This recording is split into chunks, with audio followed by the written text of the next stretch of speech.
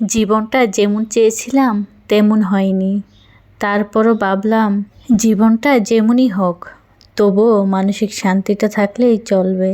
কিন্তু এখন বুঝি জীবন কেটে যাচ্ছে, তবুও মানসিক শান্তি যেন আমার সাথে অভিমান করে আছে। নিজের সাথে লড়াই চলছে, আরও চলবে, এখানে থামার সুযোগ নেই। আসসালামু আলাইকুম আমার প্রিয় ভাই বোনেরা, আপনারা সবাই কেমন আছেন? আশা করি অনেক অনেক ভালো আছেন। আপনাদের দোয়া ভালোবাসা আলহামদুলিল্লাহ আমি অনেক ভালো আছি। অনেক অনেক দিন পরে আরও একটা ব্লগ ভিডিও নিয়ে আসলাম আপনাদের মাঝে। এখন তো আমি সময়ের কারণে ভিডিও একদম দেওয়াই বন্ধ করে দিয়েছি। যাই হোক, আজকের ভিডিওটা কিন্তু আমি সকাল থেকে শুরু করেছি। আজকের সকালে নাস্তা ছিল চা আর পাউরুটি।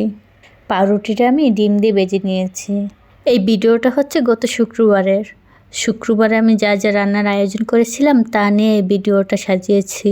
আমি আগে থেকে মাংস ম্যারিনেট করে ফ্রিজে রেখে দিয়েছিলাম, মানে ডিপে রেখে দিয়েছিলাম। এখন তো আমার আগের মতো আর সময় নেই যে এখন মন চেয়েছে এখনই নামিয়ে সব মশলা রেডি করে রান্না করব। আর যদি এরকম রেডি করা থাকে যখন তখন কিন্তু রান্না করা যায়।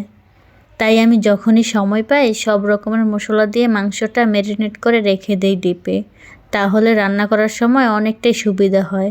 যেমন এটা ছিল টার্কি মুরগির মাংস, এই মাংসটা আমি ম্যারিনেট করে রেখে দিয়েছিলাম ডিপে বক্স করে। এখন শুধু আমি পেঁয়াজটা লাল লাল করে দিয়ে দিয়েছি মাংসটা।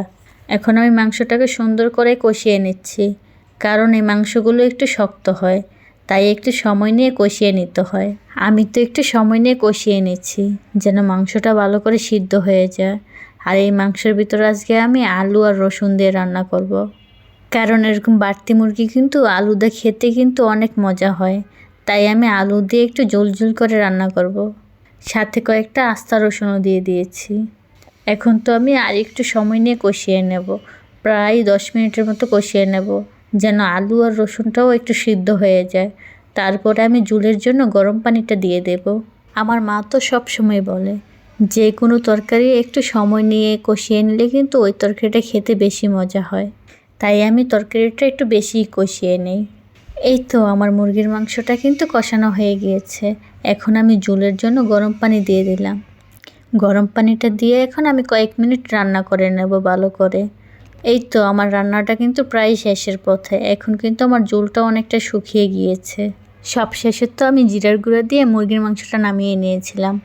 নামিয়ে নিয়ে দুপুরে খাওয়া দাওয়া করে নিয়েছি। এই খাওয়া দাওয়া করার সময় আর ভিডিও করিনি। পরে ভাবলাম রাতে তো অনেক তরকারি রয়ে গিয়েছে, আজকে আবার পোলাও রান্না করিনি, শুধু মুরগির সাথে ডাল রান্না করেছিলাম আম দিয়ে। পোলাও রান্না করিনি দেখে দুপুরে মেয়ে ভাত খেতে চায়নি। পরে বললাম তুমি দুপুরে ভাত খেয়ে নাও, রাতে তোমার জন্য আমি নান রুটি এনে দেব।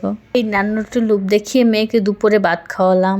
পরে রাতে গিয়ে দুজনের জন্য 2টা নান রুটি নিয়ে আসলাম, কারণ বাসায় রুটি বানাতে ভালো লাগে না, তাই ভাবলাম বাহির থেকে নিয়ে আসি। খেতে খেতে কিন্তু আমার ভিডিওটা শেষ পর্যায়ে চলে আসলো। এখন আমি আপনাদের কাছ থেকে বিদায় নিয়ে নেব। আল্লাহ হাফেজ, আসসালামু আলাইকুম।